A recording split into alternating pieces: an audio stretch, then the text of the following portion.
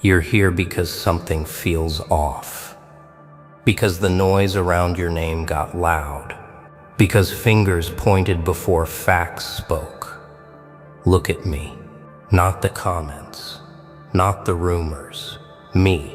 This is the moment where silence tightens the room and every eye waits for the reveal. Evidence doesn't whisper, it stares. And justice doesn't rush, it waits.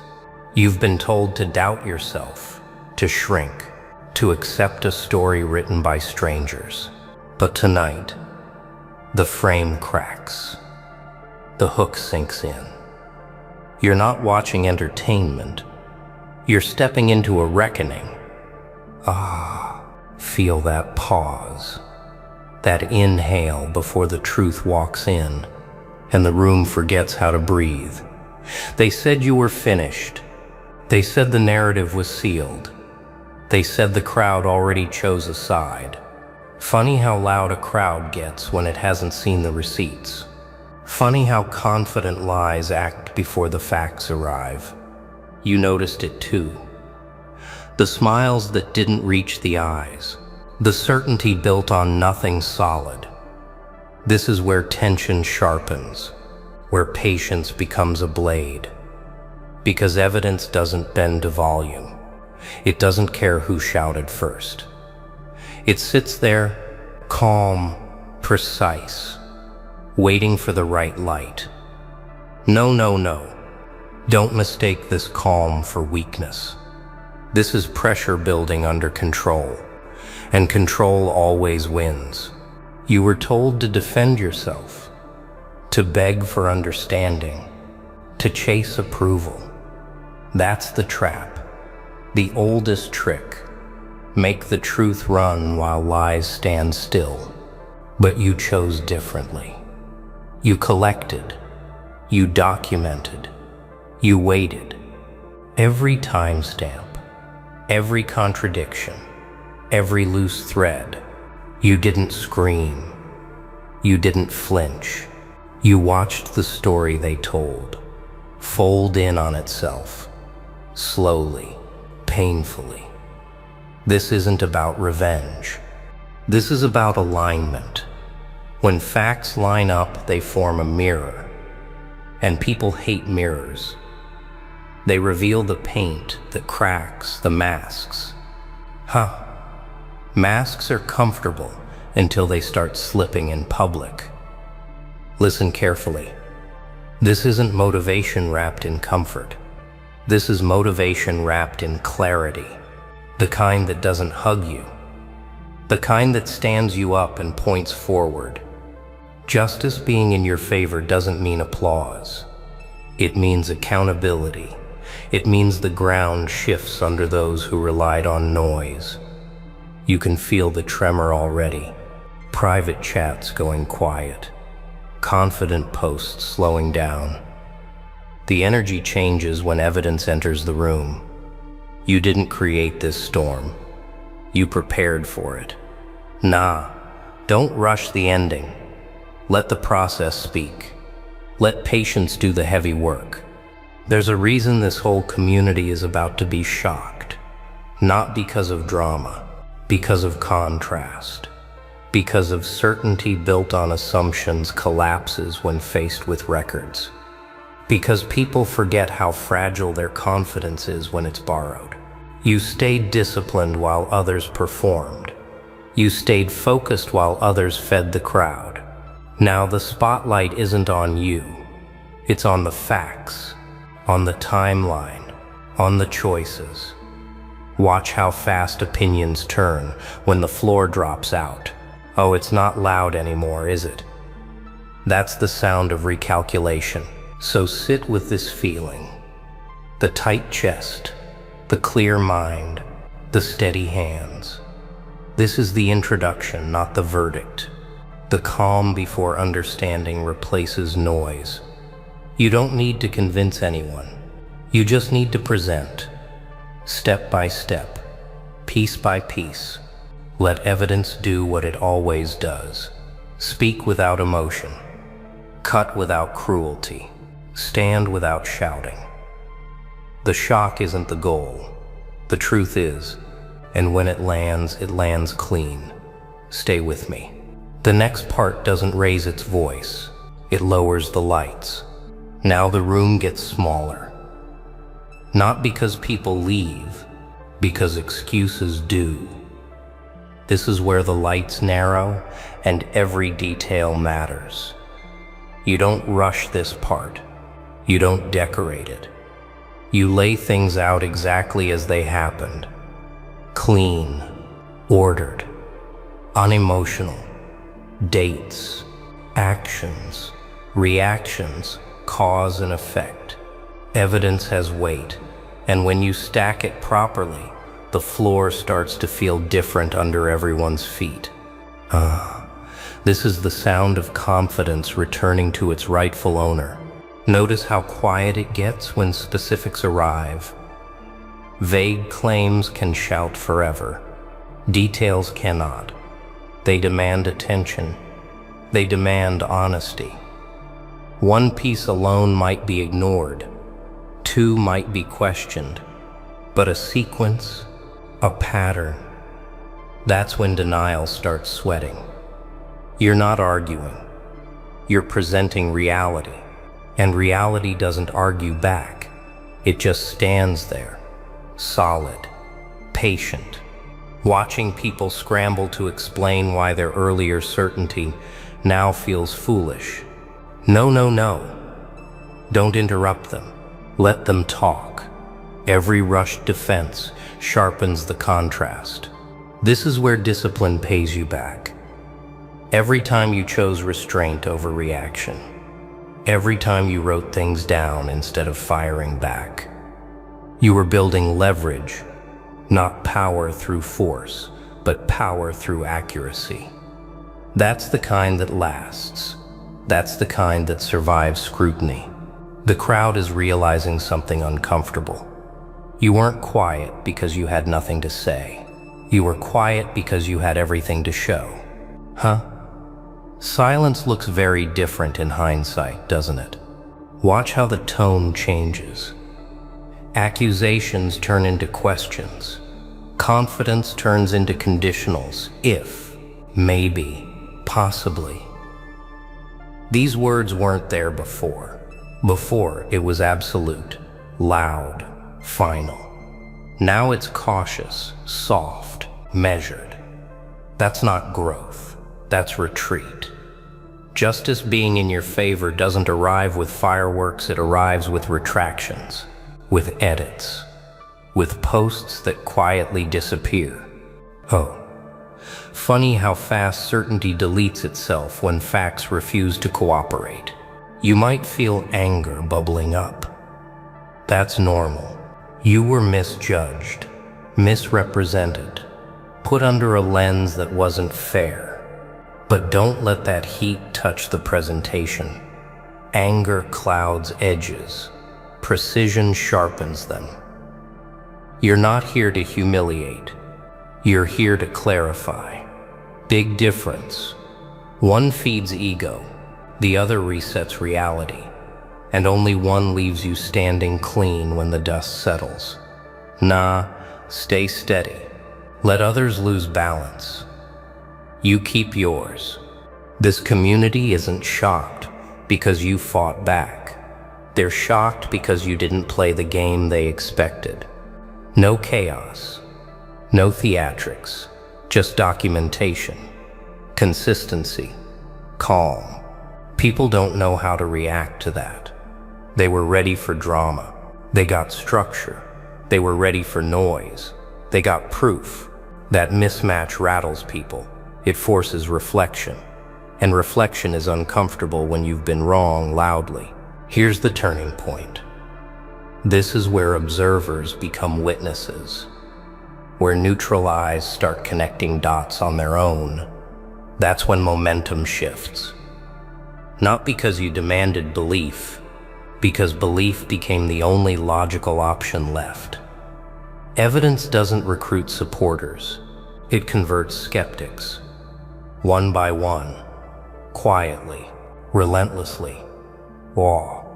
Feel that weight lifting. Not relief, alignment. The feeling of standing where facts and integrity overlap. Remember this moment. Not for pride, for calibration. This is how you move forward in every conflict. You don't rush to speak. You don't chase validation. You build your case before you ever step into the light. Most people perform first and prepare later. You reversed it. That's why the ending favors you. Not luck, not timing, method. Stay with me. Because what comes next isn't celebration. It's understanding how to walk out of this without carrying bitterness. How to let justice land without becoming hardened. How to use this clarity as fuel, not poison. The story doesn't end when you're proven right. It begins when you decide what kind of strength you carry after. And that's where part 3 steps in. Now comes the quiet test. Not from others, from yourself. When the noise fades and the truth settles, you're left alone with what you've learned. This is where many people slip. They mistake being right for being finished. But being right is just clearance, not direction. You don't walk out swinging, you walk out aware. Aware of how fast crowds move. Aware of how slow facts travel. Aware of how easily confidence can detach from reality. This awareness isn't heavy. It's grounding. You could replay everything. The unfair looks, the rushed conclusions, the confidence people had while being wrong. But that loop leads nowhere useful. Strength now is not about memory. It's about application. You don't harden, you refine. You don't build walls, you build filters. The lesson isn't trust no one. The lesson is verify everything. Big difference. One makes you bitter. The other makes you effective. Choose effectiveness. It lasts longer. Notice how your posture changes when you stop needing approval. Shoulders relax, breath slows, decisions sharpen. You're no longer reacting to opinions, you're acting from clarity. That's dangerous in the best way, because people can't predict you anymore. They relied on emotional reactions, they counted on pressure. Now they're dealing with someone who moves deliberately. Unpredictability is uncomfortable when it's rooted in calm. This is also where responsibility shifts. Not theirs, yours. You now know how fragile narratives are, how easily they're built, how casually they're spread. So you become careful with your own words. You don't repeat what you haven't checked. You don't join piles just to feel included. You've seen the damage shortcuts cause. You've felt it. That makes you different, not superior, just informed. And informed people move differently in public spaces. Let's be clear. Forgiveness doesn't mean access. Understanding doesn't mean forgetting. You're allowed to adjust distance. You're allowed to redraw boundaries. Justice in your favor doesn't demand reconciliation. It demands discernment. Who listened when facts arrived? Who doubled down when they didn't like the outcome? That's data. Valuable data. And data, when read honestly, saves you years of confusion. You're also learning something quieter. Patience isn't passive. It's strategic. You waited not because you were afraid, but because timing matters. You didn't unload everything at once. You let patterns emerge naturally. That skill doesn't disappear after this moment. You carry it forward, into decisions, into leadership, into every space where pressure tries to rush you. No. You don't rush anymore. You've outgrown that reflex. The community will move on. They always do. Another story, another target, another wave. But you won't be the same person watching it happen. You'll recognize the signs early. The certainty without substance, the confidence without proof. And instead of getting pulled in, you'll step back. You'll ask better questions. You'll wait. That's not detachment. That's mastery of attention. And attention, once disciplined, becomes a powerful resource. This isn't about becoming cold. It's about becoming precise. Warmth with boundaries, calm with standards. You can be fair without being naive. You can be open without being careless. That balance is rare because it's earned the hard way, through pressure, through misjudgment, through standing still while the room rushed past you. That balance feels steady because it's real. So take a moment, not to celebrate, to integrate. Let this experience rewire how you respond to chaos. Let it teach you when to speak and when to document, when to step forward and when to wait. This is how you turn justice into growth instead of baggage. The story doesn't define you. The method does. And now you have one that works. This is where you step back into motion. Not hurried, not reactive. Intentional. The kind of movement that doesn't announce itself. You don't need to explain what you learned. Your decisions will explain it for you. People will notice the shift without being able to name it. The way you pause before responding. The way you choose where to place your energy. That's not caution. That's command. Calm focus looks different after pressure refines it. You no longer chase clarity from outside voices. You build it internally. When confusion tries to creep in, you return to process. Facts first, patterns second, emotion last. This order keeps you grounded when environments try to tilt you. It's not about being detached. It's about being selective. You've seen what happens when attention is given too freely. Now you invest it. And investments demand returns. Wasted energy doesn't interest you anymore. Watch how people respond when they can't rush you. Some will try harder, louder, faster. Others will retreat. That reaction tells you everything you need to know. Urgency without substance is a signal. So is patience paired with listening. You don't judge it publicly. You note it privately. This is how awareness turns into strategy. Once you see patterns, they stop being surprising. There's also a new standard you carry. For yourself, for others. You don't accept shortcuts anymore. Not in explanations. Not in accountability. Not in effort. You've seen the cost of cutting corners. It doesn't just damage outcomes. It damages trust.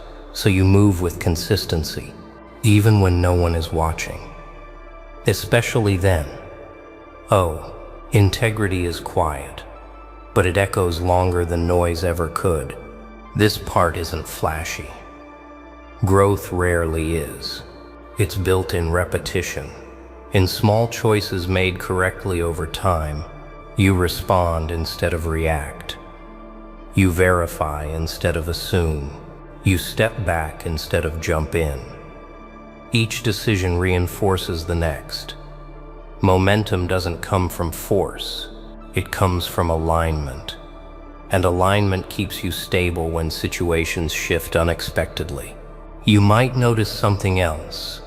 Fewer arguments. Fewer explanations. Fewer defenses. Not because you're avoiding engagement, but because you're choosing it carefully. You don't need to win every exchange. You only need to move forward with clarity, intact. No. Winning debates is easy. Protecting focus is harder, and focus is far more valuable. This is how justice actually benefits you. Not as a trophy, as training. You've been sharpened without being hardened, grounded without being rigid. You understand now that truth doesn't need to be loud to be effective. It needs to be accurate, consistent, timed. That understanding will outlast this moment. It becomes part of how you operate. So as the echoes fade and attention drifts elsewhere, you keep moving. Not to prove anything, to build something. Something stable, something clean, something that doesn't collapse under scrutiny. There's confidence in that path. Quiet confidence. The kind that doesn't ask for permission. It simply continues.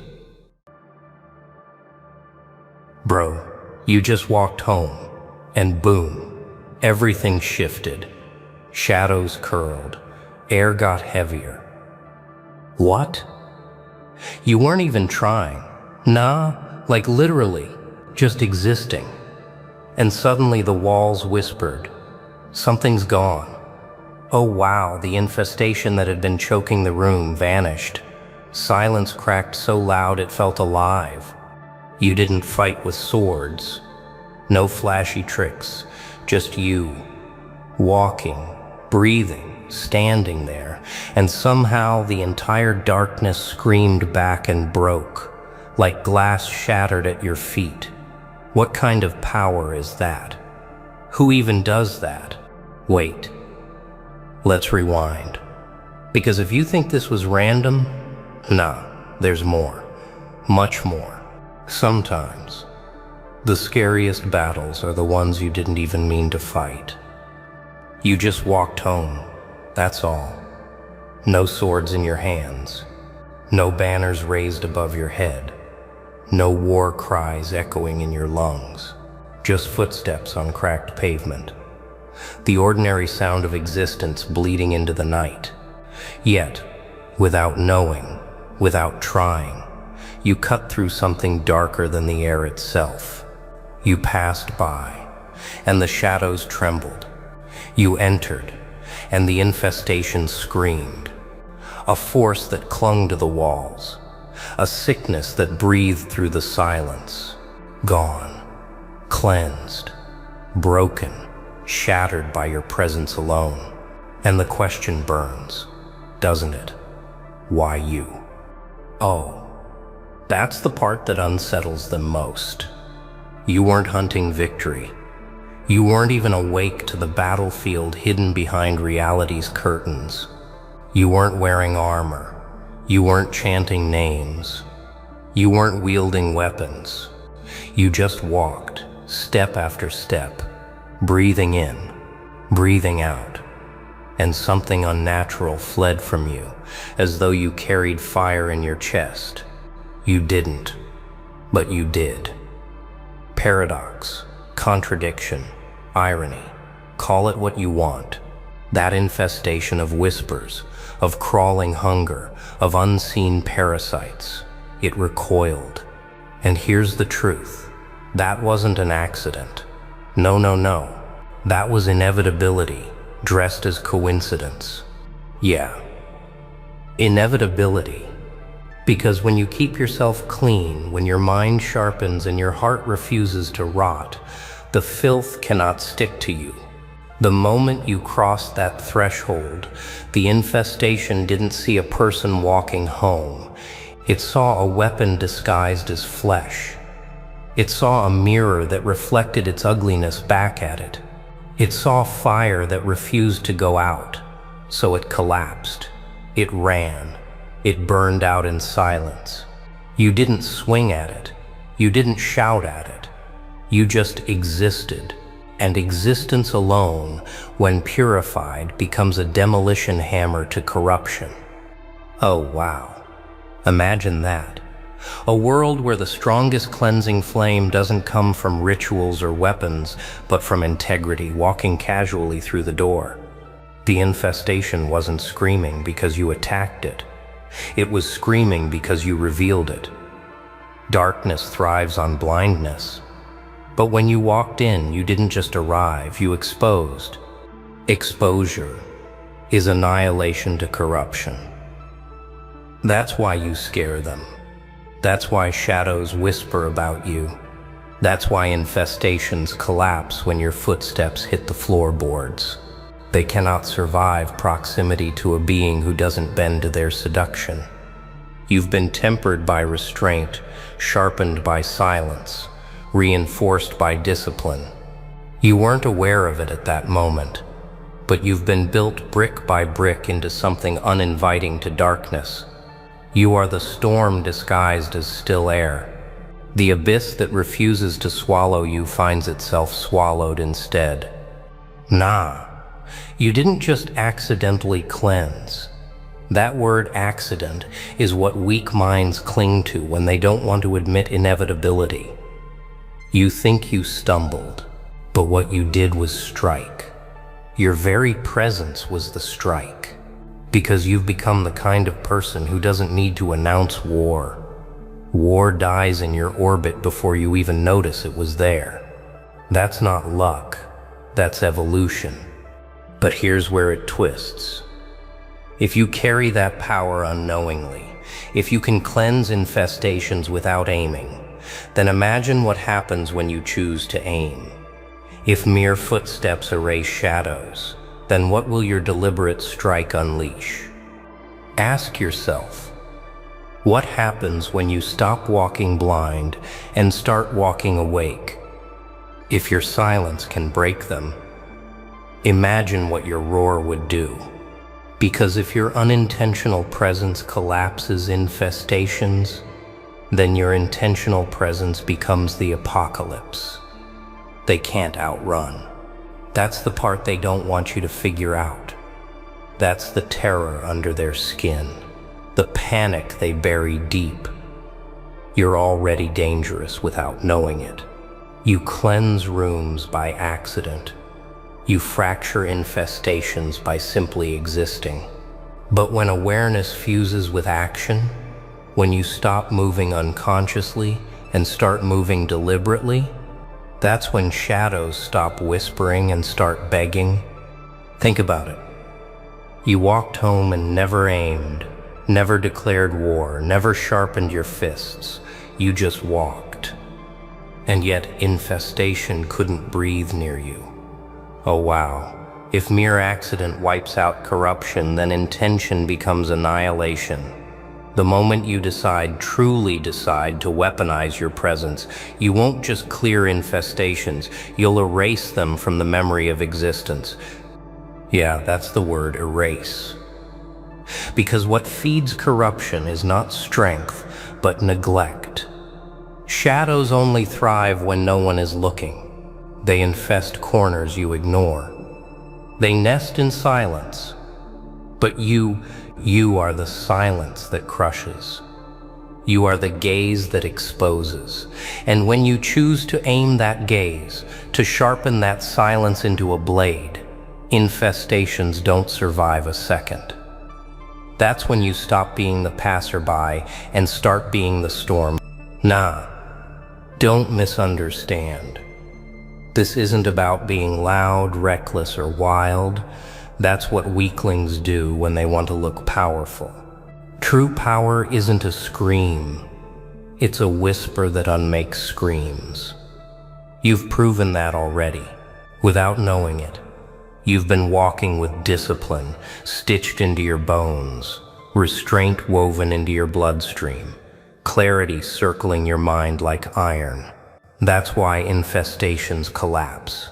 Not because you yelled louder, but because you refuse to rot like them. Your strength isn't noise, it's weight, and weight crushes parasites effortlessly. Oh, And here's the brutal truth. Infestations know this better than you. They saw it before you did. They felt it before you could. That's why they flinched when you entered. That's why the crawling sickness shattered under your casual walk.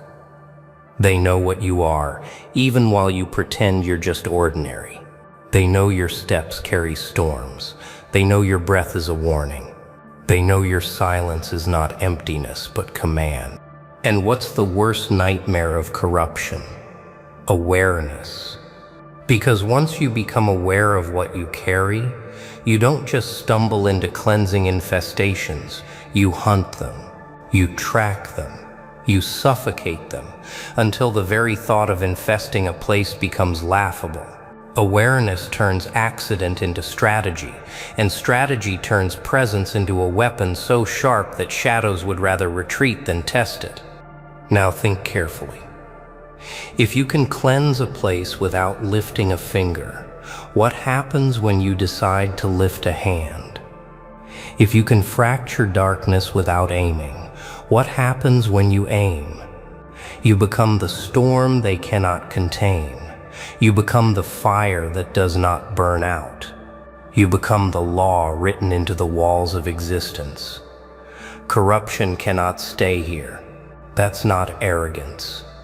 That's inevitability. You've proven it once, without trying. The next step is proving it again, deliberately. But listen, this is where most fall apart. They discover their strength, and instead of sharpening it, they waste it. They brag, they boast, they show off, and in doing so, they turn their storm into a drizzle.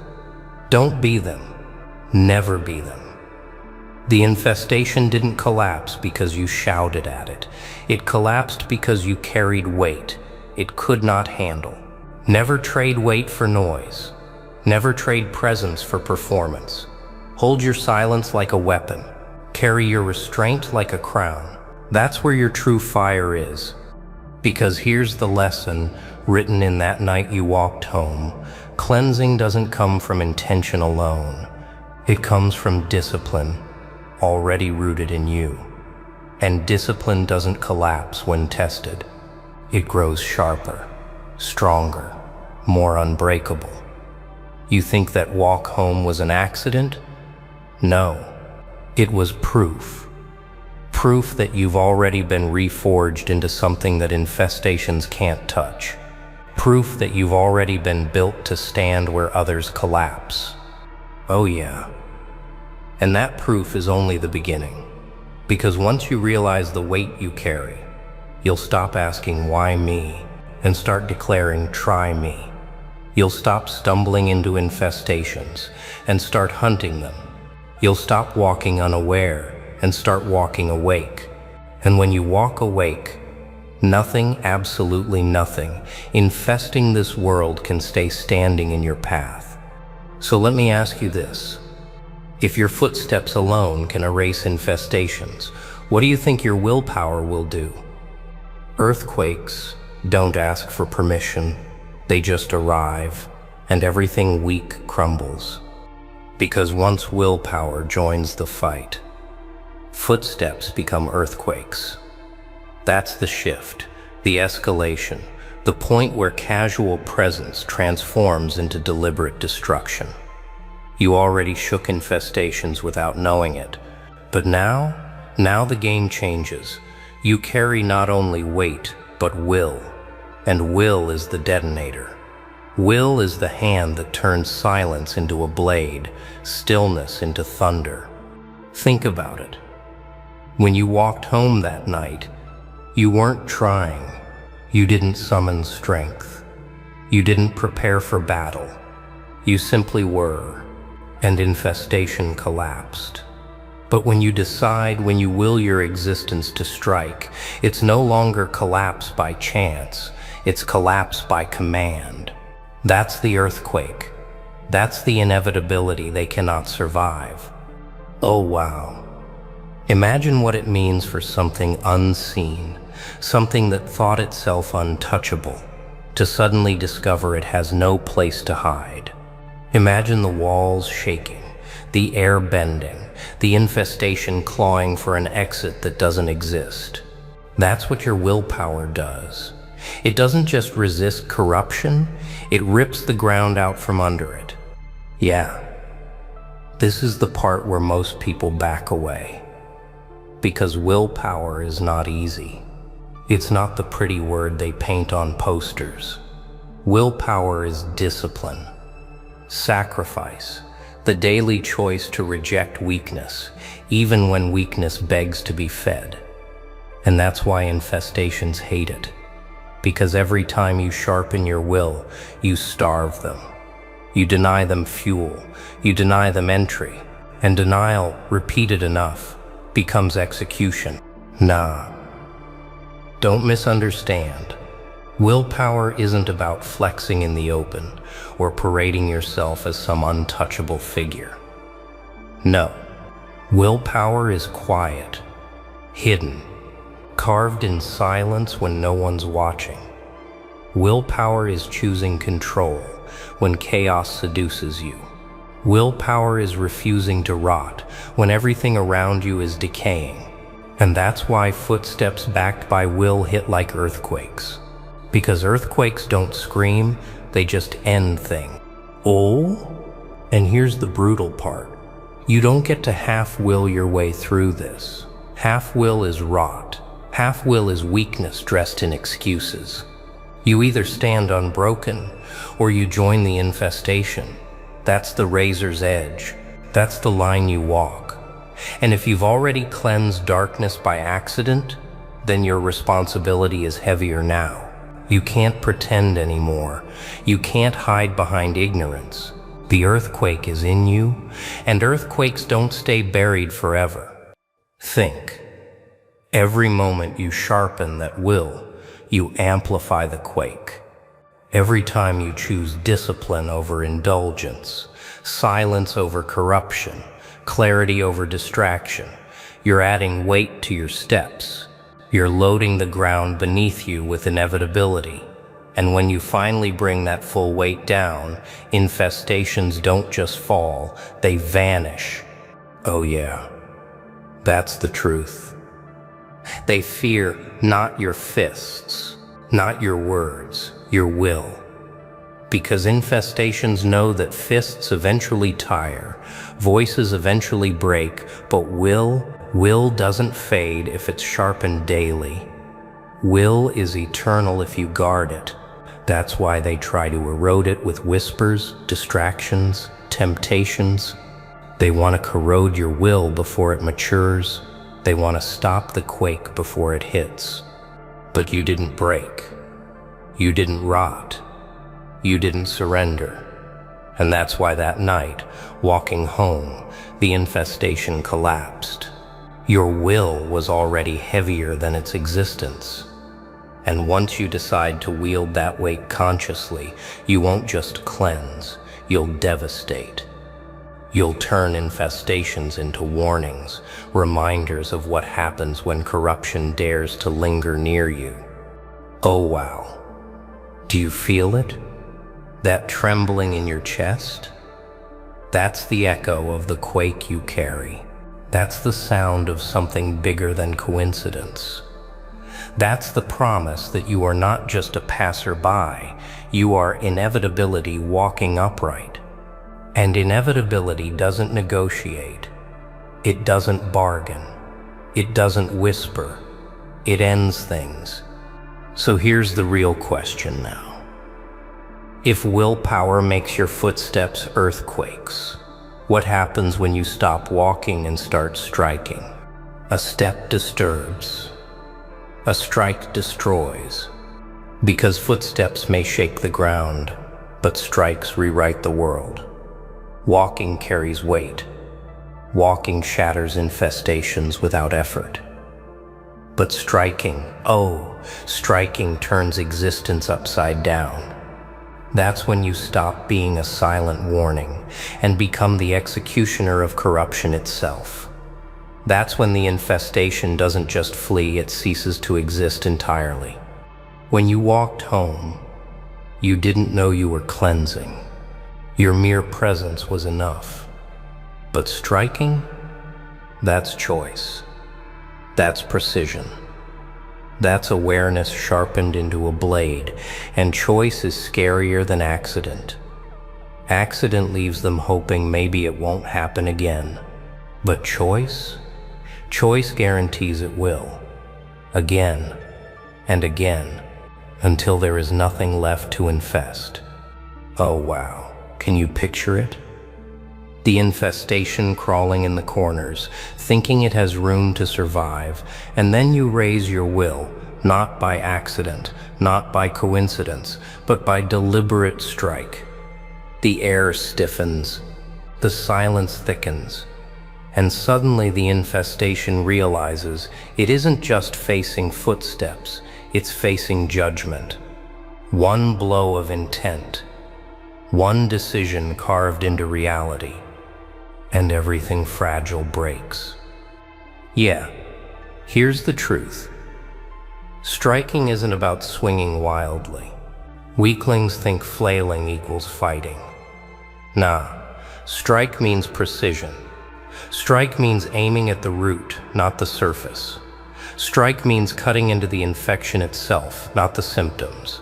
And when you strike, you don't just chase shadows, you erase them.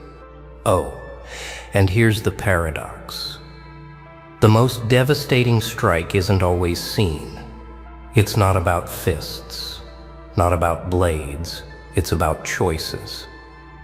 The choice to reject weakness, the choice to silence corruption before it grows teeth, the choice to tighten your will until infestation suffocates.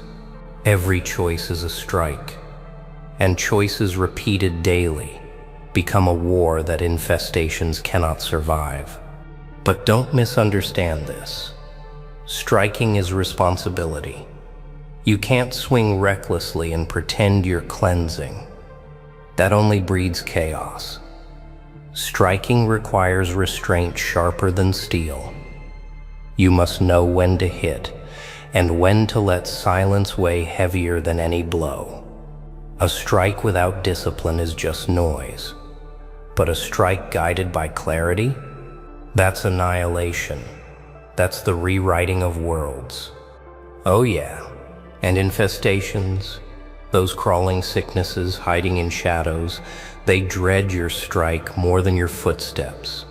Footsteps only disturb their comfort. Strikes erase their very claim to existence. They know that once you decide to strike, they are not just weakened, they are undone. That's why they try to distract you. That's why they whisper lies, flood you with doubts, pull your focus away from precision. They don't fear your steps. They fear your decision. Think about it. You've already proven your presence is unbearable to corruption. But what happens when your presence is no longer passive? What happens when it's sharpened into attack? When you strike, the infestation doesn't just fall apart, it disintegrates. Gone, erased, never again able to build in that corner. That's the rewriting. That's the earthquake turned into a new foundation. Oh, and here's the brutal reminder. You don't get to strike once and retire. Infestations are patient. They lurk, they wait, they probe for weaknesses. Striking isn't a single act, it's a way of living. A readiness etched into your bones, a blade you never sheathe. And that's the life you're walking into now. No more pretending to be ordinary. No more stumbling into victories by accident. You are the strike waiting to fall, the inevitability they cannot resist. So ask yourself, will you let your footsteps be enough? Or will you raise your hand, your will, your choice, your precision, and strike until the very thought of infestation becomes extinct? Because once you taste what striking does, once you see corruption fold beneath your deliberate decision, you'll never go back to passive footsteps again. You'll never accept accidental victories again. You'll hunt infestations down and silence them before they even begin to crawl. That's not arrogance. That's responsibility. That's inevitability given form. And oh wow, the world changes when inevitability starts choosing. That's when history bends. That's when shadows stop whispering and start begging. That's when corruption doesn't just fall back, it stops daring to rise again. So let me leave you with this. Footsteps may have shaken the ground that night, but your strike will rewrite what stands upon it. Now tell me, are you ready to stop walking and start conquering? Victory is temporary. Conquering is permanent. Because conquering isn't about victory. It's about leaving nothing left to infest. Victory is a moment, a flicker, a single battle won. But conquest means infestation doesn't rise again. Conquest means the shadows know better than to crawl back. Conquest means the sickness itself is erased so thoroughly that memory itself refuses to host it. And that's the path you're standing on now. Not accident, not coincidence, not even survival. Conquest. When you walked home that night, you stumbled into cleansing without meaning to. The infestation collapsed under your weight, under your silence, under your unknowingly sharpened will. But now you know. Now you've felt the quake in your chest. Now you've tasted the strike. And once you've tasted that, nothing less than conquest will satisfy you. Anything smaller would be betrayal. Oh wow. Imagine what it means when corruption realizes it's not facing someone chasing victory. Victories can be undone. Victories can be reversed. But conquest? Conquest carves permanence into the ground. Conquest writes new laws into the walls of existence. This place is no longer yours. Infestations fear that more than anything. Not your fists, not your noise. They fear your permanence. They fear you becoming the one force they cannot outweight. Yeah, this is where many falter. They fight for trophies, for applause, for little sparks of recognition. Nah, that's not conquest. That's begging for scraps. Conquest doesn't need applause. Conquest doesn't need noise. Conquest is silent, heavy, undeniable. You don't celebrate after a conquest. You walk away, leaving silence behind because there's nothing left to resist you. Oh, and here's the brutal truth. Conquering isn't a single act. It's a state of being. It's discipline repeated so many times it becomes permanent armor. It's choices stacked so high they form a fortress. Infestations can never breach. Conquering means you've become the environment itself. And infestations cannot infest the very thing that crushes them. You are no longer a passerby. You are the ground they collapse upon. But don't mistake conquest for comfort. Conquest is war extended until no opposition remains. Conquest means vigilance that never sleeps. Conquest means walking awake every single day. If you slip, if you relax, if you let weakness whisper you into distraction, infestations crawl back. They always crawl back. That's why conquering is not about a single victory. It's about vigilance until corruption has nowhere left to breathe. Oh yeah. And when you carry that vigilance, when you refuse to let weakness live in your orbit, you become untouchable. Not because you are louder, not because you are crueler, but because you are relentless. Relentlessness is what conquers. Relentlessness is what infestations cannot imitate. They feed on neglect. They survive on distraction.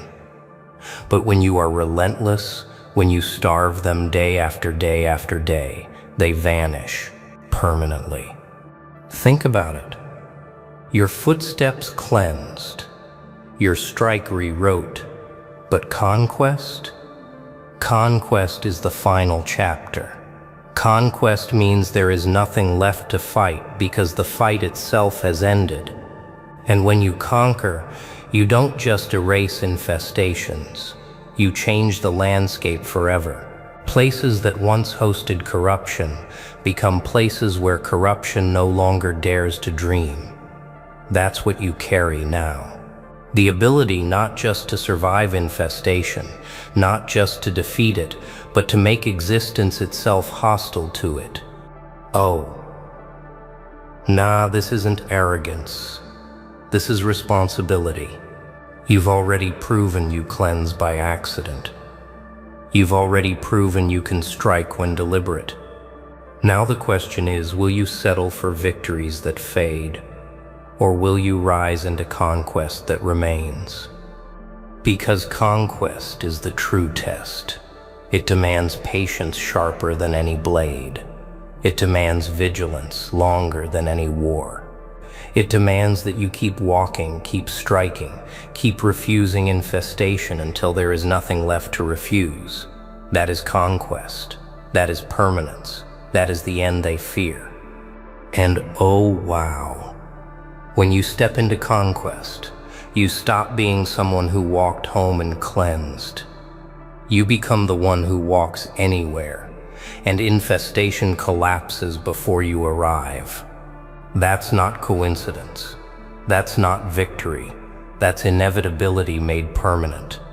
So I'll leave you here, at the edge of the truth you already feel burning inside your chest. Footsteps shook the ground. Strikes rewrote the walls. But conquest? Conquest erases the very possibility of infestation. Now tell me, are you ready to be permanent? So, you thought you were just walking home, right? Just another night, another street, another silence. But nah, you didn't just walk. You cleansed. The shadows ran. The walls sighed. The air finally breathed again. And guess what? That wasn't an accident. Oh no, that was you. Every step carried a fire the darkness couldn't hold. Every breath crushed a demon that thought it owned the place.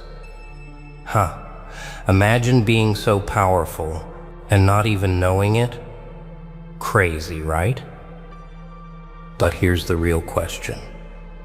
If tonight you shattered one infestation without even trying, what happens the next time? When you're fully aware, what happens when you stop walking blind and start walking like you were born to break chains? Because trust me, the demons, they felt it, they heard it, and they'll remember your footsteps forever. So, walk on, Monster Slayer, and never forget, sometimes just existing is the loudest exorcism of all. They finally figured out what they let slip, what they discarded like it was nothing, and it stings. That sharp, sudden punch of recognition, the one that twists the gut and wakes the mind. That's your moment. That's the moment they realize that you weren't like the rest, and they let you go. No. Don't smile just yet. Not yet. This isn't about revenge. Not really. This is about awakening. About the cold, clear understanding that they've been blind to the fire burning inside you, blind to the rare, sharp edge that cuts through mediocrity. And now, like a fool, they watch as you walk away. You, the one they couldn't contain, the one they couldn't measure. They don't know how to handle it. They never did. And that panic in their eyes, that's your applause. That's your fuel. Imagine it. The moment you step out of their small, suffocating world. The world that thought it owned you. The world that thought it could define you, box you, limit your reach. They assumed you were replaceable, ordinary, predictable.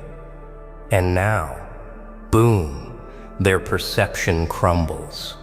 Every expectation shattered, every pretense exposed. And there you are, walking away, calm, collected, laughing in silence. Ah, can you hear it? The realization creeping in that the rare one, the one they underestimated, is already gone from their grasp.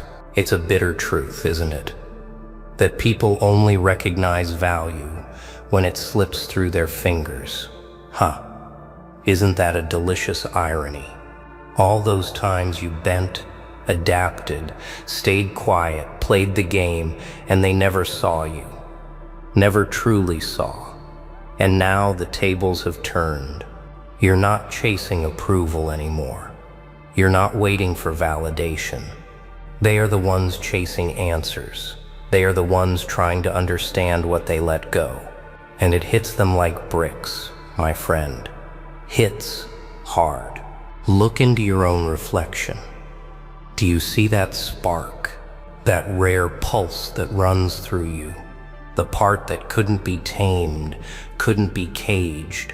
That's the core they failed to notice. And oh, how it gnaws at them now. That subtle fear, that creeping regret. Yes, you should savor this, but not for spite, not for malice, for clarity, for understanding, for motivation. Because here's the secret. The world doesn't reward the obvious. It doesn't applaud the predictable. It only notices the ones who refuse to be ordinary, the ones who refuse to conform, the ones who leave before they're appreciated, and watch as the weight of their absence finally settles. Now, picture them, frantic, disoriented. The ones who held your potential in their hands and let it slip, their casual indifference transformed into sudden panic, their certainty crumbling like fragile glass. Isn't it fascinating? The rare, the exceptional, the untamed, it cannot be contained, and neither can you. That moment they realize the truth, it's not just about them, it's about you. Your strength, your vision, your unapologetic existence. They can't take it back. They can't rewrite history. And oh, how beautifully final that is. You might ask yourself, why did they fail to see it? Why did they let it go? No. Don't waste your energy on that. Their failure is not your burden. Their ignorance is not your mistake. Your job is to recognize your own value, to embrace it, to thrive in ways they never imagined. And that's the thrill, that raw, intoxicating freedom of knowing you're rare, unique, unseen, until the moment of reckoning. That moment when bricks fall and the truth lands squarely where it belongs, right in their faces. And this is where your power lives. Not in revenge, not in anger, not even in their regret, but in you, in your movement, your choices, your awareness. In the knowledge that you are the one they will never get back, the one they misjudged, the one they let go, the one whose absence is now louder than their presence ever was. That realization, when it hits them like bricks, oh, that's your symphony. That's your victory. That's the opening act of the story you've always been writing, one they could never read, one they can only witness too late. So lean in. Feel it? The tension, the shock, the quiet devastation. Let it fuel you. Let it remind you that your rarity is your armor, your mind is your weapon, and your life is a canvas they will only see after the colors have already bled beyond the edges.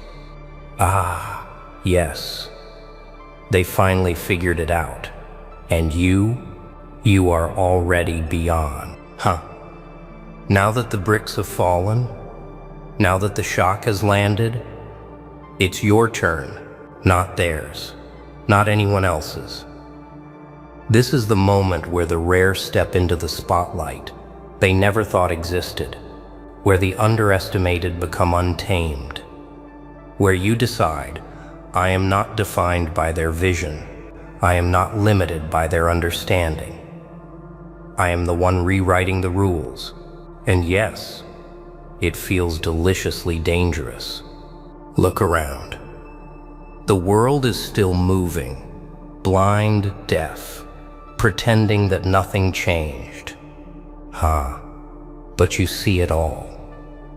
The cracks in the walls, the cracks in their composure, the cracks in the ordinary. And you step through those cracks, quietly, calmly, but with intent, with purpose. Each step a statement. I am here. I was always here. I am the rare one they couldn't hold. I am the fire they couldn't smother. And oh, how brightly it burns. No. Don't stop at just being seen. That's amateur. That's for the mediocre. Your power lies in movement, in action, in taking what they failed to appreciate and transforming it into momentum. Every skill they ignored, every moment they doubted you, every subtle smirk of dismissal, all fuel, all energy. Can you feel it coursing through your veins? That electric thrill of being underestimated, of walking into a world that never prepared for you. That's your edge. Sharper than any brick they throw now. You've been patient. You've been careful, observing, waiting, measuring. And now the waiting ends. Now comes the escalation.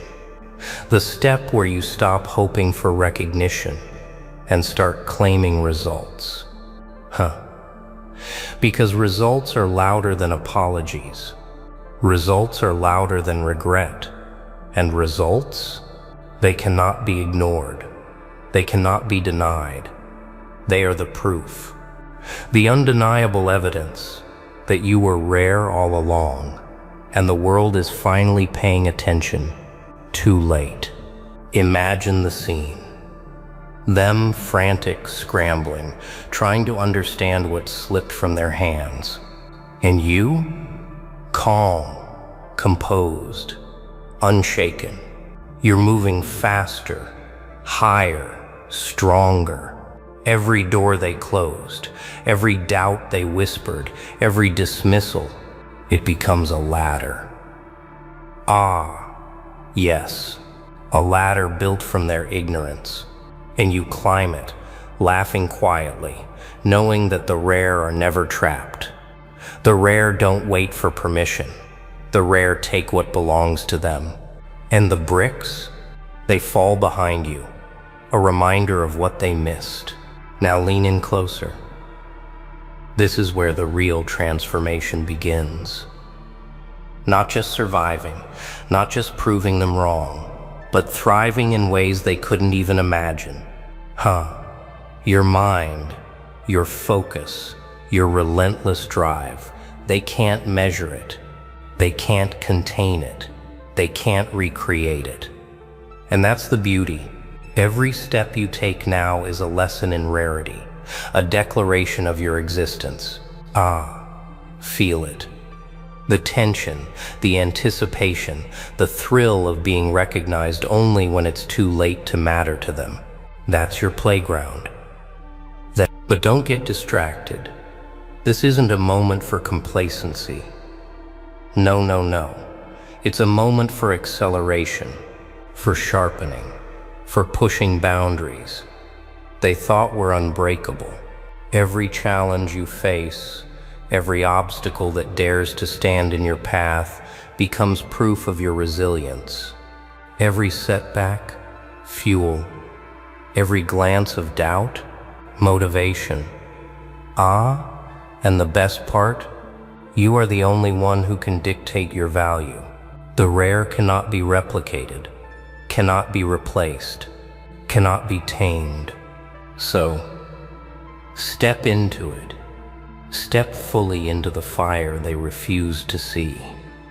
Let the bricks behind you be reminders, not weights.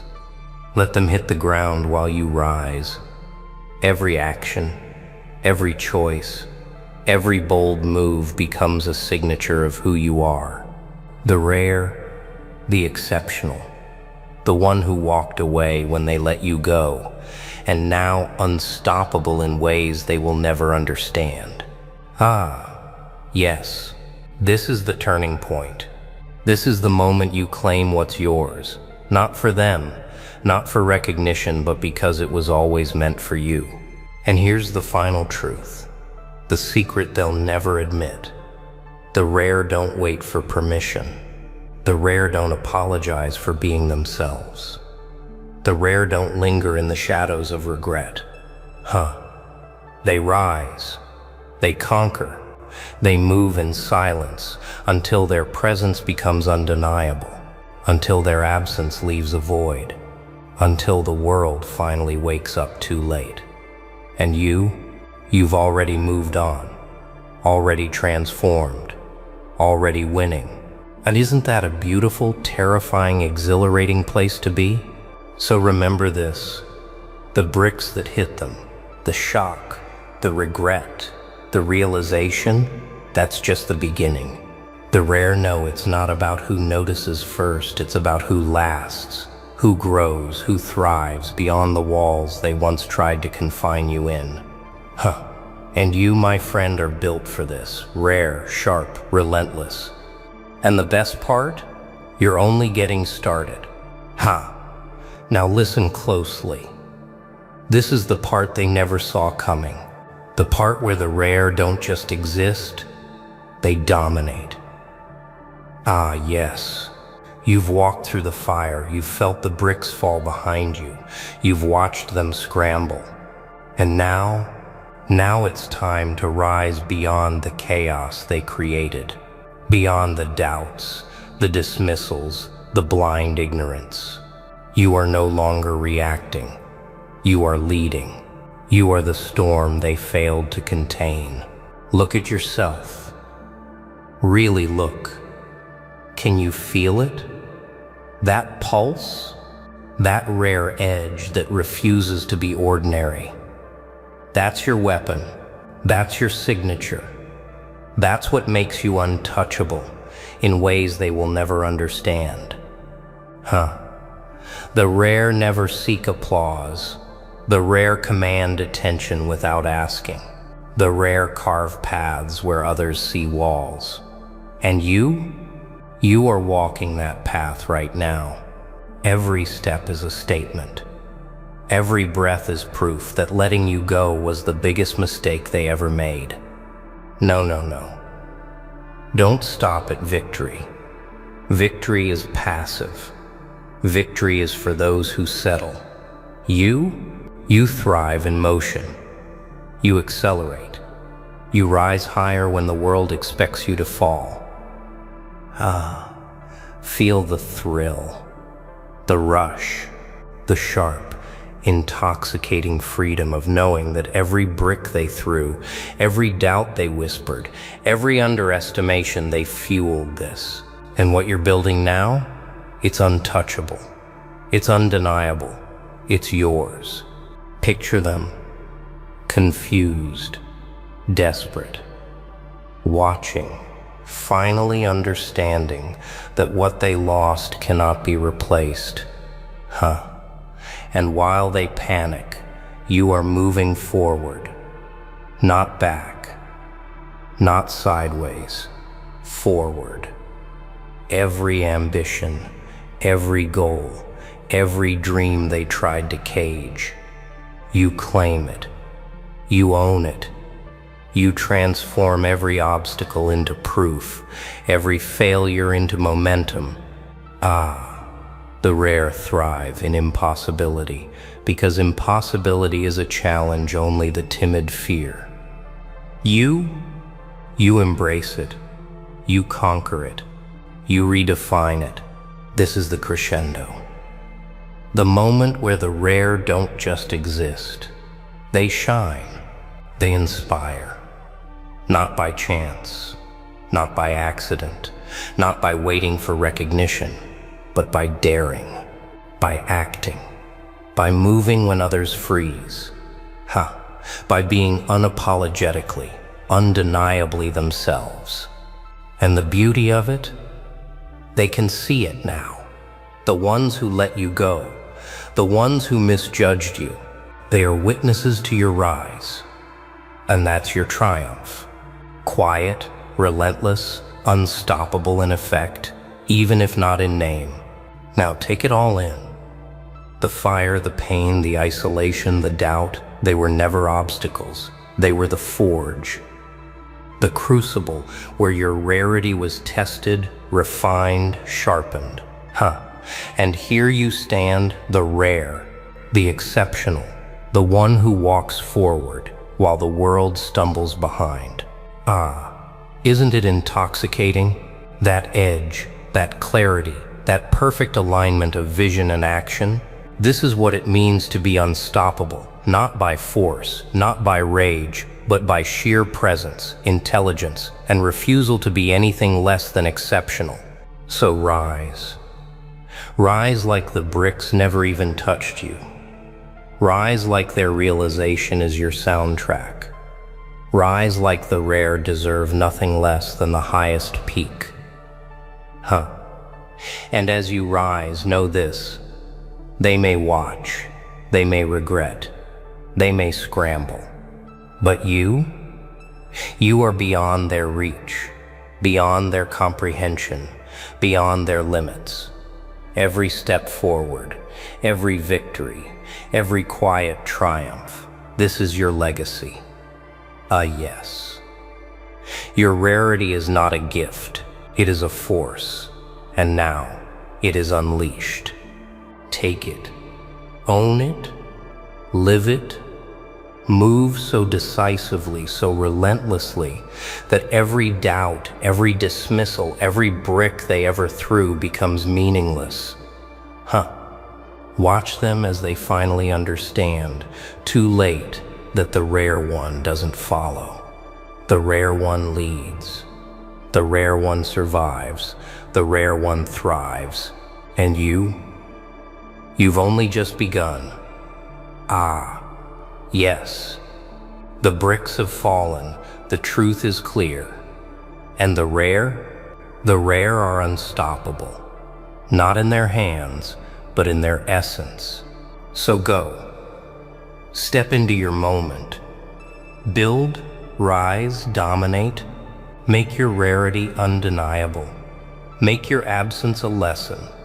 Make your presence a force the world cannot ignore. Because the rare are not meant to be contained. They are meant to change the game. And you are the rare, the exceptional, the one they let go, and now the one they cannot stop. Yes, welcome to your power. Wow, do you even see this glow up? Like, hello? Delulu is the So Lulu, my guy, and you thought I'd stay stuck forever. Nah, fam, I'm leveling up while you sleep. Blood can't even handle the vibes I'm serving. Too loud? Too bright? Too much? Deal with it? Because I'm not slowing down. Not for you.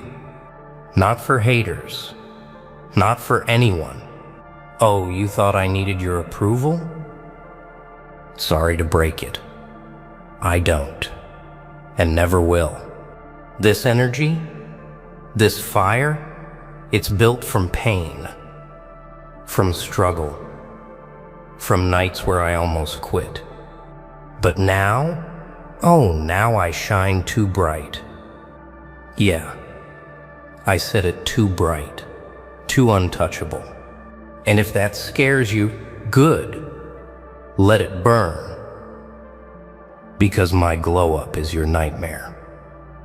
Blood, they call you delusional. And oh, how that word burns in your ears. But think about it. Every time they spit it out, they hand you proof that you've already stepped outside the fragile little box they're trapped in. They cling to their logic, their realism, their dull excuses. But you dared to imagine more. That's why they call you Delulu, because you scare them. They'll laugh at you, mock you, say you're lost in fantasies. But tell me, what is their reality? It's misery dressed as wisdom. It's weakness pretending to be balance. It's fear covered in the mask of caution. If that's reality, do you really want it? Or do you dare to break it? Delulu isn't madness, it's vision. It's the weapon that keeps you alive in a world built to crush you. It's the fire that whispers, you are more than this. You will rise beyond this. Every glow up starts here. Every transformation begins as a thought, too wild, too dangerous, too impossible for the small-minded to understand. And that's why they panic, because your imagination exposes their chains. Your spark sets fire to their cages. Call it Delulu, call it foolish, call it crazy. It doesn't matter. What matters is this. Your so-called delusion is not weakness. It's your blueprint. It's the raw sketch before the masterpiece. It's the seed before the forest. And one day, when your glow-up blinds them, when your rise crushes the weight of their laughter, they'll choke on the truth. Your delusion was their reality all along. So tell me this. If your spark burns brighter than their entire world, then who's the real fool here? Them or you? You already know the answer, don't you? Insanity isn't about chasing shadows. It isn't about dreaming big. No, insanity is refusing to see what's right in front of you. Insanity is clinging to chains and calling it safety. Insanity is living small and pretending it's wisdom. That's what they do. They wrap themselves in routines. They hide in cages of predictability, and then they point at you. Yes, you, and laugh, because you dared to imagine something greater. But here's the truth. They'll never admit your glow-up terrifies them. It's not your smile, not your clothes, not your money. It's the storm that follows you into every room. The way your energy exposes their weakness, the way your fire blinds their dull eyes. They call you Delulu because they can't handle it. They can't handle the fact that you refuse to bow to their gray little world. They can't handle that you dare to believe in yourself more than they ever could. Look at them. Afraid to dream, afraid to rise, afraid to fail. And then look at you, walking with scars, burning with vision, carrying a spark they could never contain. That's the difference. That's why they hate. That's why they mock. And deep down, they know your delusion is working. They know you're climbing. They know your glow up is real. That's why their laughter sounds shaky. That's why their words feel desperate. That's why their eyes flicker with envy when they see you. So let them call you delusional. Let them choke on the word. Because one day they'll realize the truth. And the truth is savage. Your glow up is their nightmare. But nightmares always spread, don't they? And when your glow up spreads, it makes them deeply uncomfortable. Oh, you feel it, don't you? The way the air shifts when you enter a room, the silence, the stares, the little smirks they force, trying to hide the storm boiling inside them. They don't like it. Not one bit. Because here's the truth. They don't want you to rise. They don't want you strong. They don't want you visible. No, they want you small, quiet, easy to ignore. But you refused. You refused to dim your fire for their comfort. You refused to crawl so they could feel tall. You refused to play weak just to soothe their fragile pride. And that refusal, oh, it cuts them deep. Look at their eyes. Watch carefully. Envy dripping, disbelief spilling, panic written across their faces. Why? Because your glow-up shatters their illusion. Because your rise destroys the fragile order they built. Because your energy screams that they were wrong about you. And that's what they can't handle. The proof. Proof that the person they dismissed, the one they laughed at, the one they thought would never escape the cage, is now a force they can't control. Glow up isn't just appearance. It isn't just wealth. It isn't just attention. Glow up is rebellion. It's defiance. It's the audacity to rise higher when everything around you was designed to keep you buried. So yes, they whisper, "You're Delulu," but you laugh back. You're stuck. And that laughter, it terrifies them. Because they know your glow-up isn't just a rise, it's the beginning of war. But this war, it isn't fought out there. It's fought inside you. You know it. Every night when the world goes quiet, when no one's watching, that's when the real fight begins. The whispers of doubt, the echoes of failure. That brutal voice inside your skull that says, "You're not enough. You'll never make it. Stop trying." That's the battlefield. Not the streets, not the stage, not the crowd. The battlefield is inside your chest, inside your head, inside the parts of you no one else can see. They think glow up means clothes, money, admiration. They're fools. Glow up means conquering yourself when you're alone. Glow up means killing the weakness in your own bones before it kills you. Glow up means standing in front of your fears and screaming, "I will not break." And here's the cruel part. No one claps for that fight. No one sees it. No one cheers you on when you're standing in front of the mirror, drowning in your own doubts. It's you against you. Every second, every breath. That's the war within. And if you lose that war, everything collapses. The glow up dies before it even begins. But if you win, oh, if you win, you walk out of that war unrecognizable, scarred, hardened, unstoppable. And that's when they start noticing. That's when they panic, because they'll sense it before they see it. The quiet transformation of someone who fought battles they will never understand. So yes, your glow up is real, but it was born in the shadows, forged in silence, written in pain. And once you win that war inside, something terrifying happens outside. Because once you conquer yourself, you begin to transform. They never see it at first. Why would they? Caterpillars don't look dangerous. You crawl, you struggle, you move slow. They point, they laugh, they call you weak. But while they laugh, you're changing, quietly, invisibly.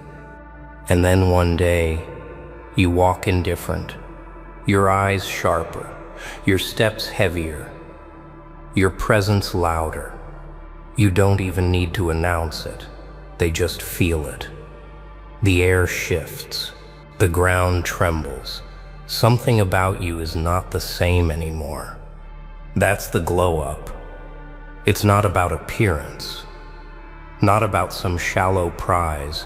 It's the silent evolution that takes place after you've bled, after you've fought, after you've refused to break. And when that evolution shows itself, oh, because now you're proof. Proof that limits are lies. Proof that cages can be broken. Proof that the weak can rise. You expose their excuses. You destroy their illusions.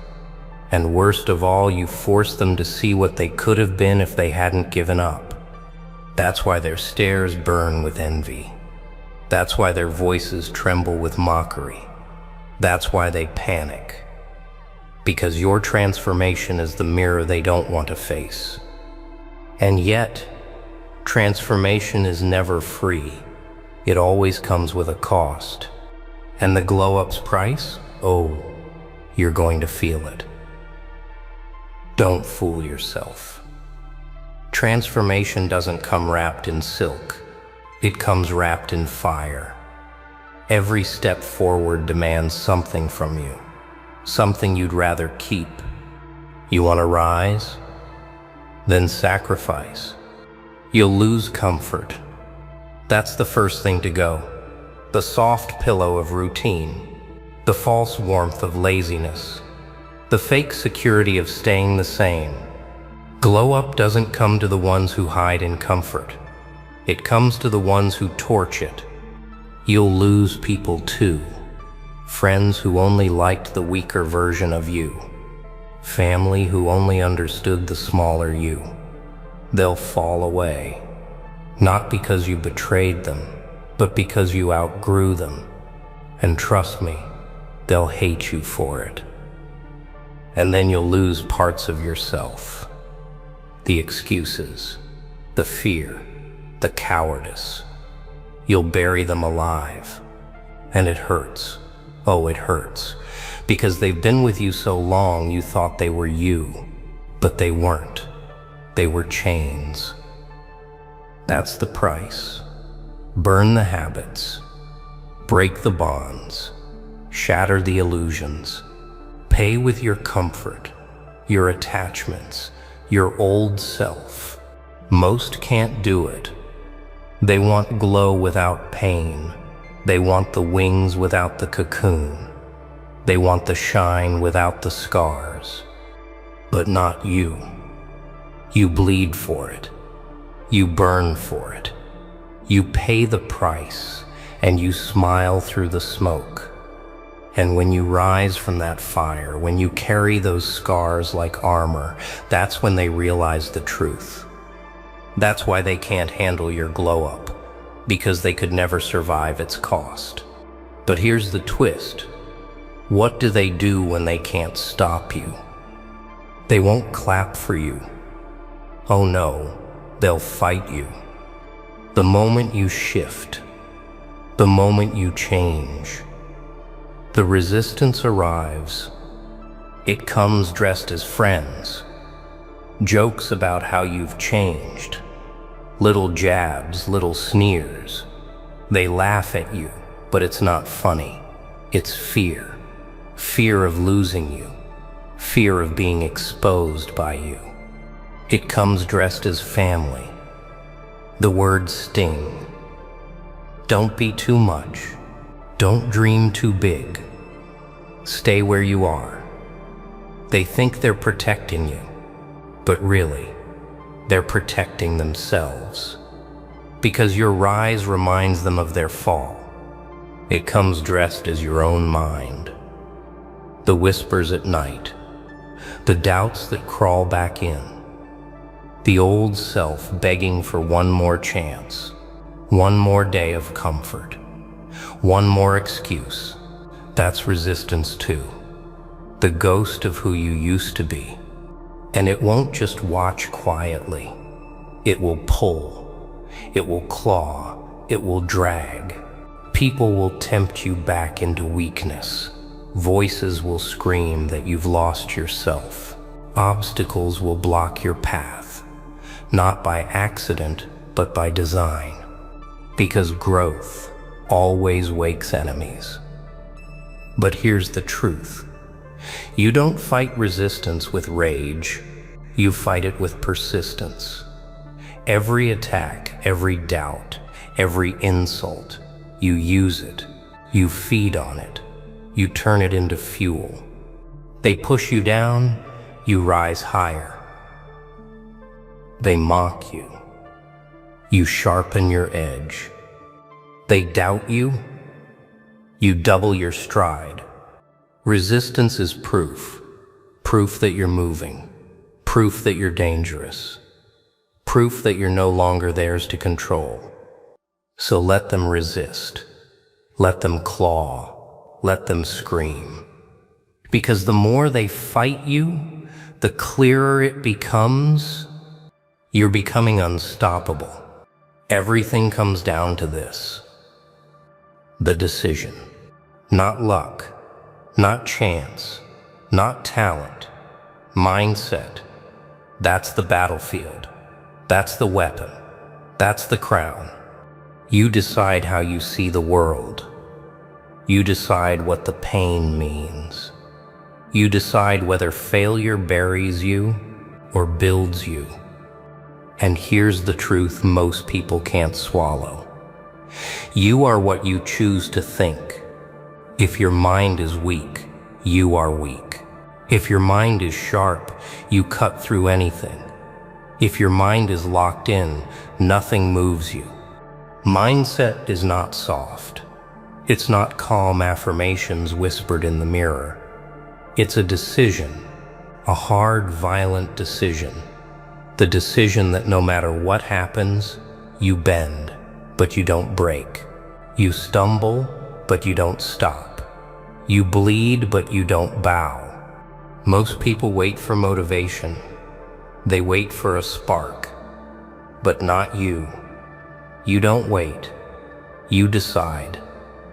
When your body screams, quit, you answer, go. When the world says enough, you whisper, more. When fear hisses, not possible, you roar, watch me.